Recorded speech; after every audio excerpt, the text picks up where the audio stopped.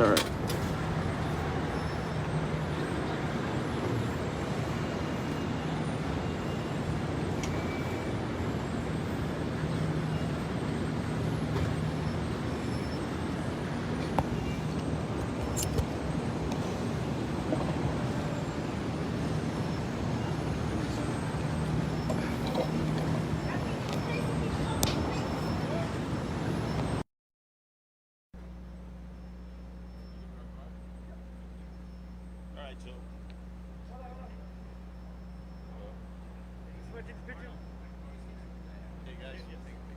Testing 1 2 3 1 2 3 1 2 3 MISSISSIPPI.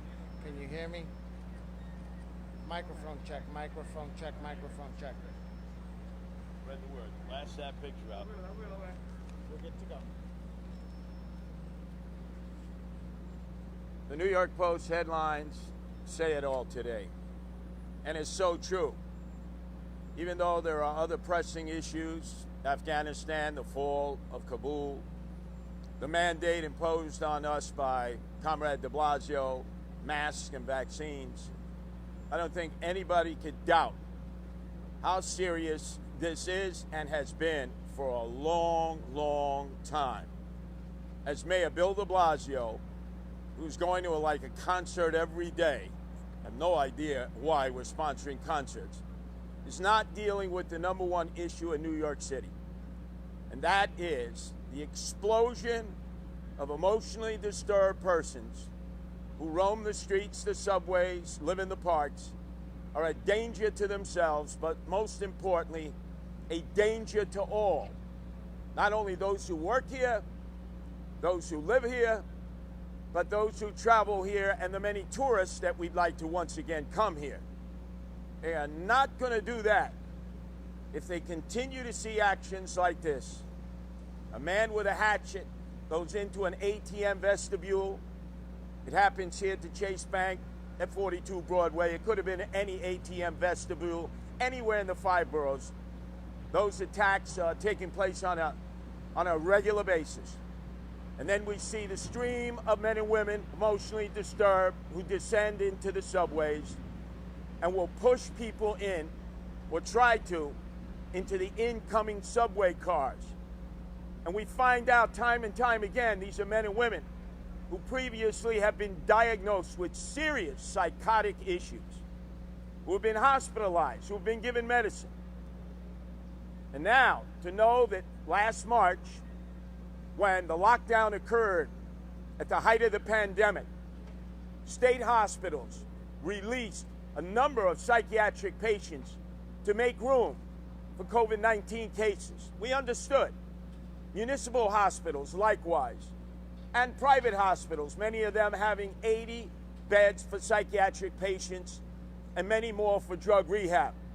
They, too, cut loose all of these men and women. And where did they go? They didn't go to anyone's home. Some went to shelters. There are 28 shelters in the city. They're called MICA shelters to deal with the emotionally disturbed persons, but they give little, if any, relief to these men and women.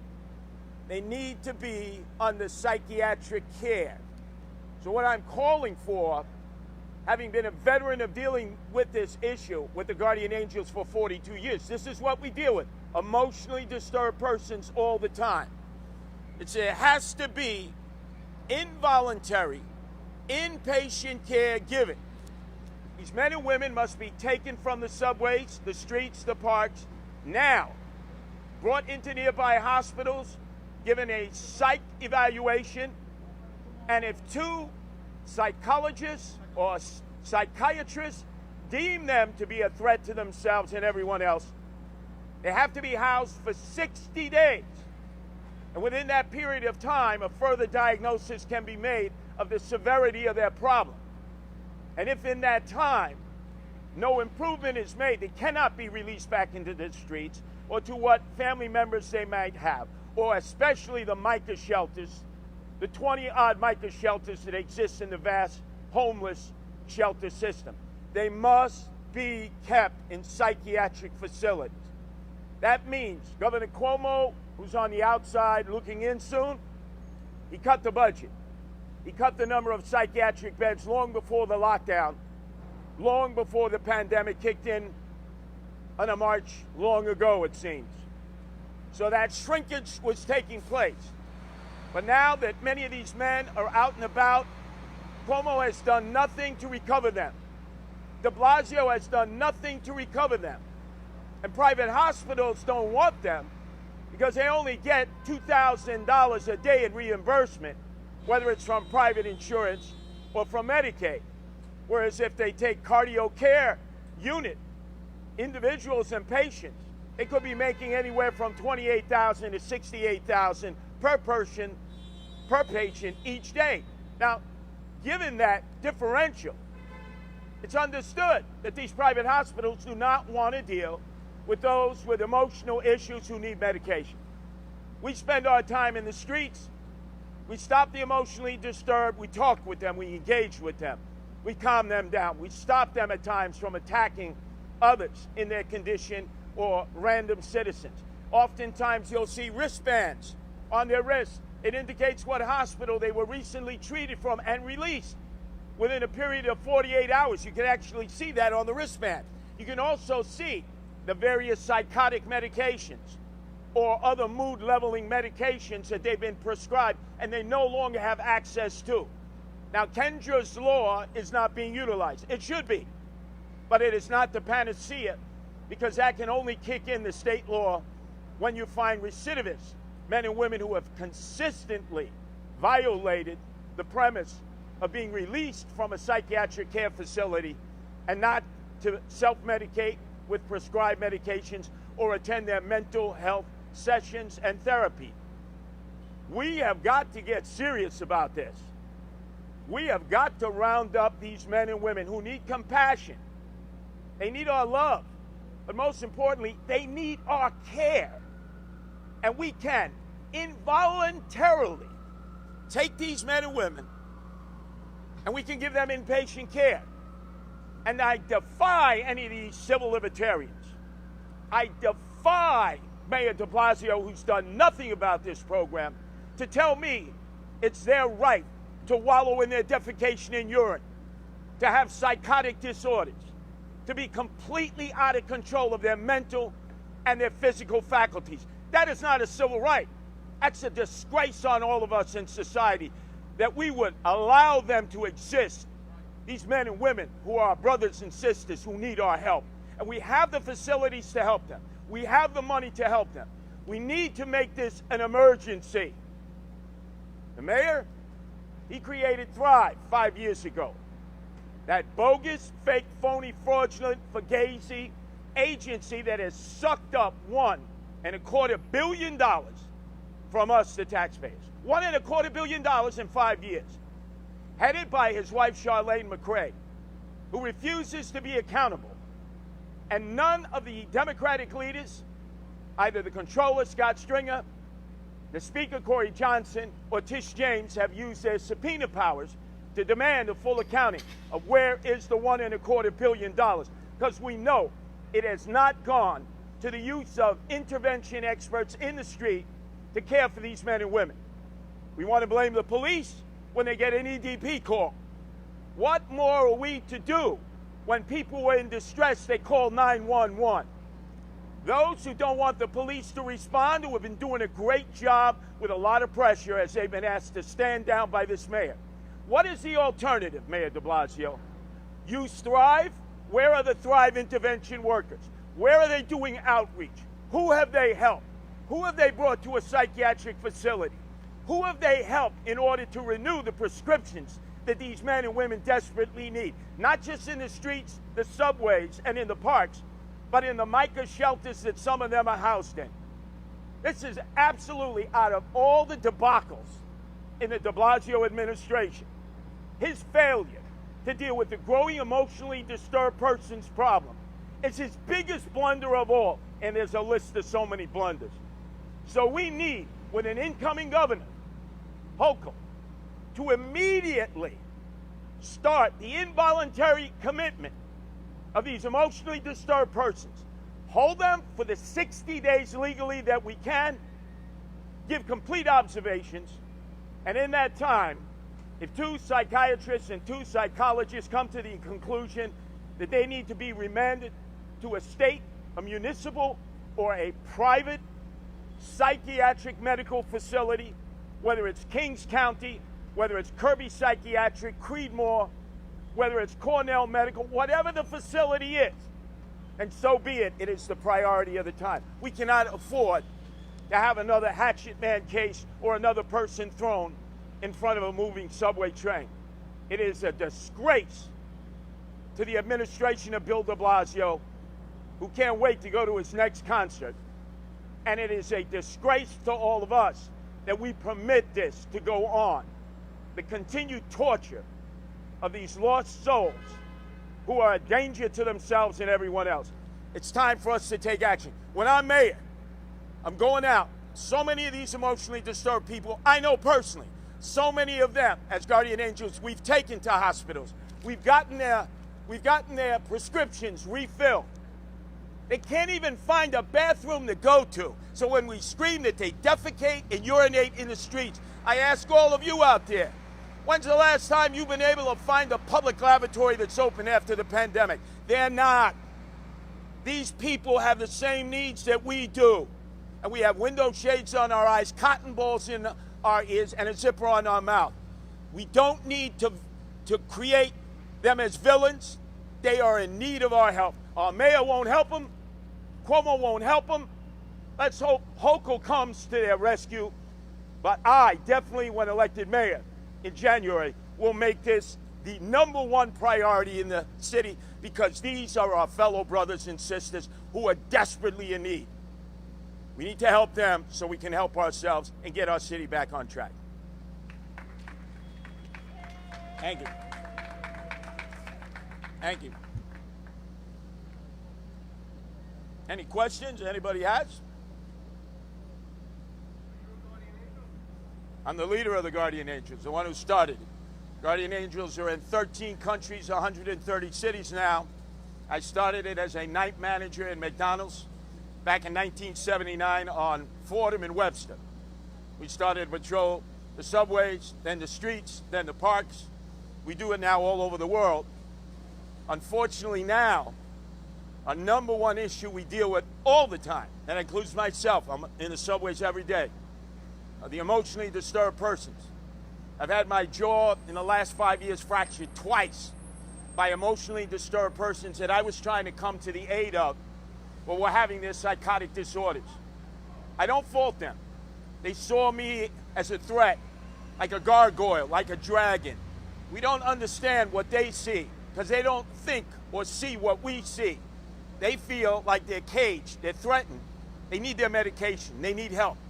I've been to Creedmoor, there's plenty of space. Been to Kings County, plenty of space.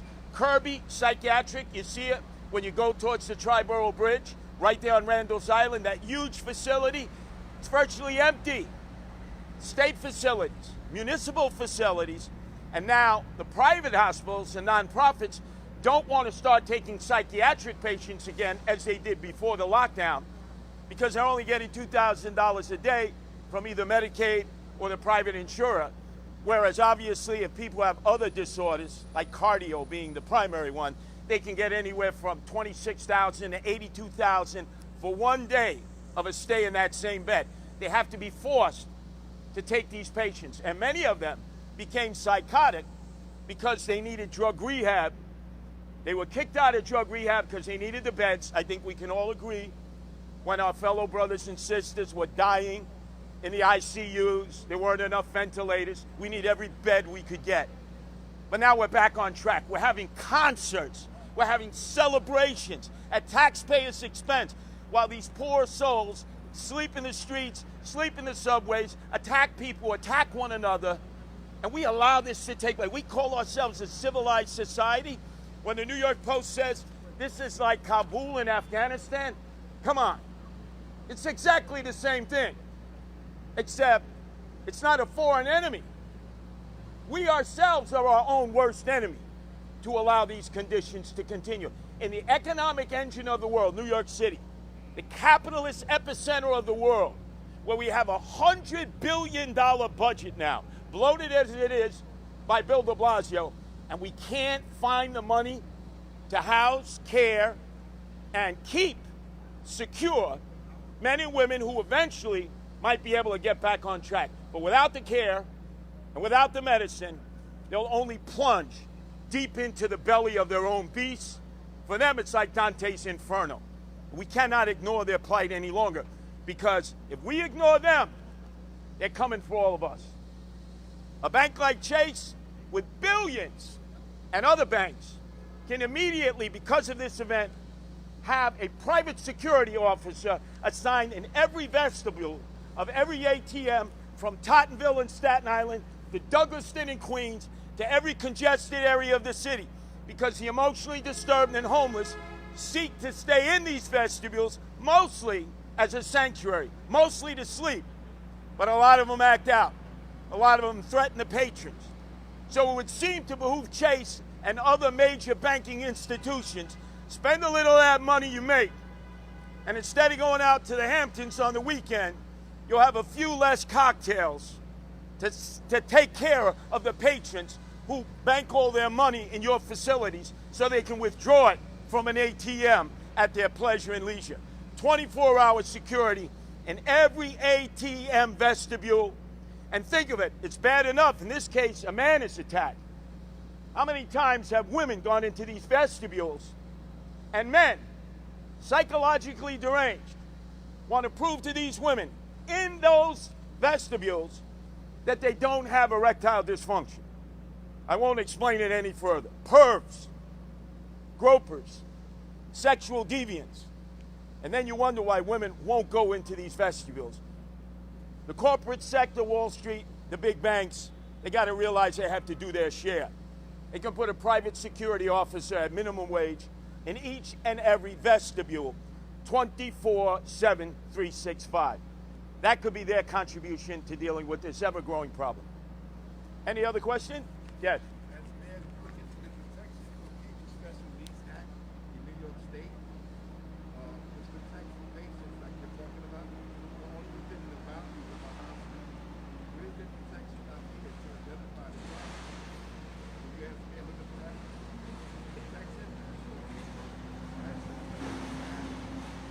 2012, we have an open act. It's fine to do. Why for a hospital? What about when they're not here?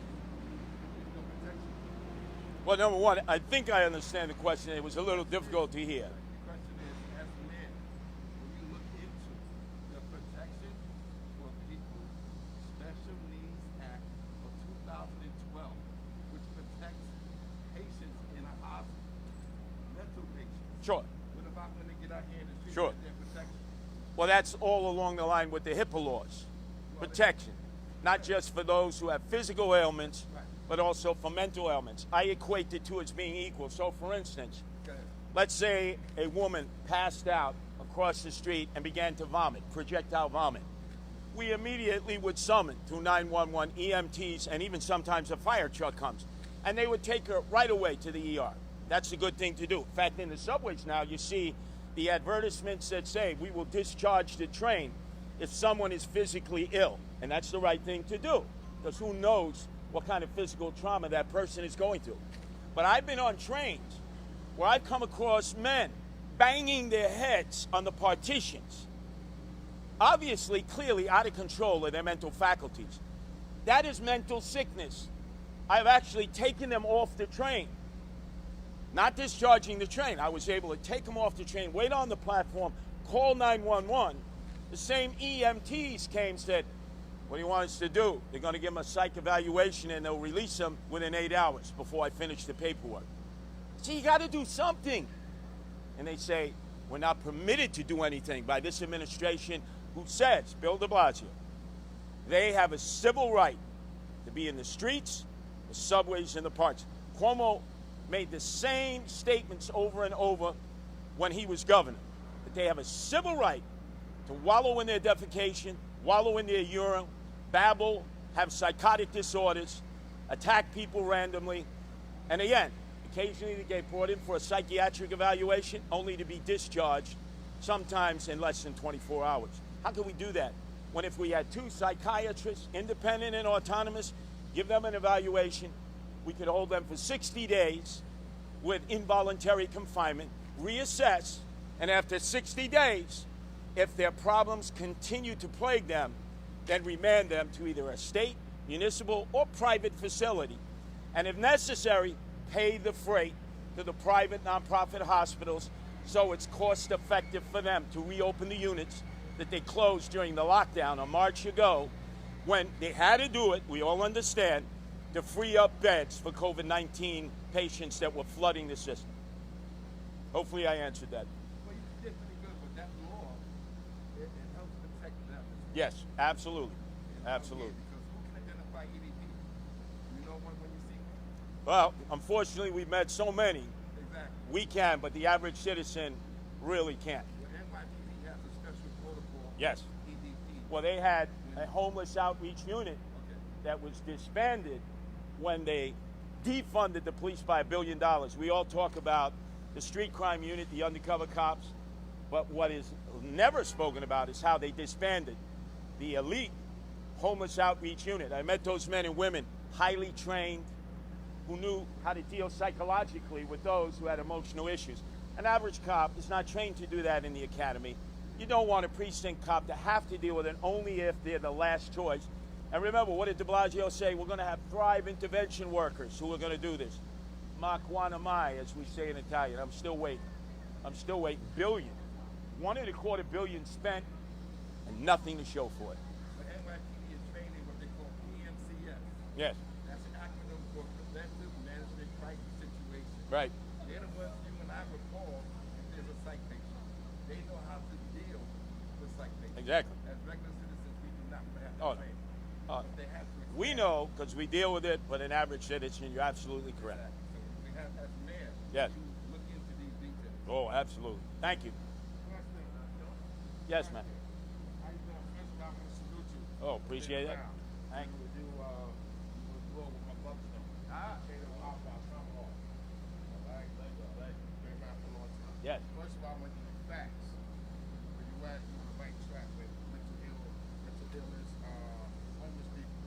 But one thing the government is not talking about, what's messing the society up, is a synthetic drug called K2. That's a fact. It's been out there since our military been out there in war, burning the potpourri inside the garbage can to get rid of the insects, and they come back messed up because they breathing that in, which is chemical warfare. They don't know, but the government do know that potpourri was K2, which is chemical warfare. Now this is our society, killing our society. Well, let me address that. With the K2, obviously plentiful, cheap. You go to Patterson, New Jersey, up the hill, down the hill, First Ward, Fourth Ward. They actually put leaves on the table, spray them with chemicals. It's not marijuana. It's not synthetic marijuana. It will cause neurological damage, $1 a joint. But remember, we had the crisis in the 80s of the crack babies. We said there is a pending problem. When these men and women reach the age of 30 or 40, they'll have neurological disorders because either the mothers were using crack, or there was crack being smoked in the household, or they were in a household where crack was being sold or used regularly. And now I think we're seeing the results of that. Notice a lot of the men and some of the women who are having these disorders, you ask them, as we do, what is your age? 28, 32, 38, 42. You say, wow, you grew up in a crack household. Now we have the kind of credibility we could ask that question and get a straight answer. You'd be surprised at the number of these lost souls who probably at a very early age lost control of a lot of their neurological functions that now are haunting them in their later years. I mean, I can't blame it on that like this ongoing thing because everybody that's messing with this stuff haven't been around it. Oh yeah, but remember, they closed the drug rehab also when the lockdown came. It's not that. You got to remember, a lot of people, especially the oldies, they started using K2 because it wasn't coming up in their urine. It's a cheap high, but at the same time, Very cheap. And it was legal. Remember, it was legal. It attacks your brain waves and your nervous system. Oh, absolutely. On 121st Street in Lexington, it's like Zombieland out there. Oh, no doubt. And a lot of those men, 34th Street, Penn Station, right, Zombieland out there. they come from the shelters But on nobody Randall's. talks about the K2. That's Right, what's but they really- get dropped off there because they're not in programs on Randall's Island, only to get their K2, use it, go back, shelter in for the night, only to come out. So it's repetitive. This is what's killing the city, though. Absolutely. I'll deal with it. I promise you that. Many other things. Just wanted to simply say thank you for your service. Thank you Oh, for everything appreciate you've that. done over the years. Thank you. I mean it. And I don't have a question, more just to express sadness. Yeah. For where, how high we were and how low we've come. Oh, yeah. And You know, the city was yes, doing it's so that. well over with Giuliani and Bloomberg. And then it's just, it's just so sad. We need so many inroads. Yep. Get torn down. My family's had businesses here, and it's just went out. Spread the word. Thank you. Appreciate it. Good work. All right. Thank you. Thank you. Thank you.